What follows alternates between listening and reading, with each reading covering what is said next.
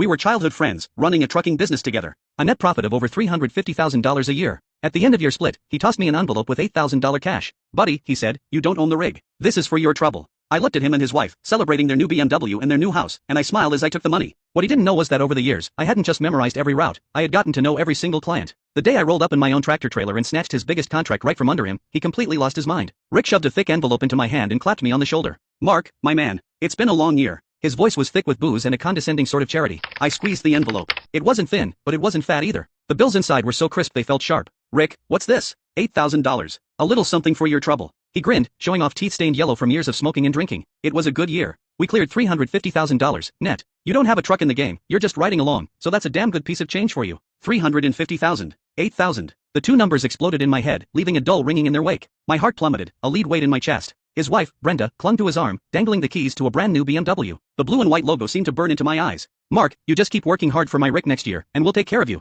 Her hand, with its fire engine red nails, fished a set of house keys from her purse. She tapped them against the floor plan of their new home. This one's 1,800 square feet. We close next week. You'll have to come to the housewarming. I watched the raw, unfiltered happiness and pride spilling off them. I felt like a ghost at their feast, a complete and utter joke. I forced the corners of my mouth into a smile that felt like cracking plaster. Thanks, Rick. Thanks, Brenda. I stuffed the $8,000 into my pocket. My hands were steady, but my fingernails were digging so deep into my palms I thought I might draw blood. The dinner was at the nicest steakhouse in town. The private room was stuffy with heat, and the food on the table was arranged like art. I had zero appetite. My mind drifted back to the endless days and nights on the road. The summers, when the cab was a steambox with no AC, and I had to chug lukewarm water and pinch my own thigh just to stay awake. The winters, when we were snowed in on some godforsaken mountain pass, gnawing on frozen sandwiches for 2 straight days. I once drove for 3 days straight to make a rush delivery, my eyes so bloodshot the whole world seemed to shimmer and shake. And where was Rick during all of that? He was at home, tucked into his warm bed, AC blasting, making the occasional phone call to manage me remotely. Mark, keep an eye on that load. Can't have any issues. Mark, schmooze the guys at the dock. Get them to move faster. Mark, the client needs a little something extra, you know what to do. I was the one who had to know what to do. I was the one who had to keep an eye on things.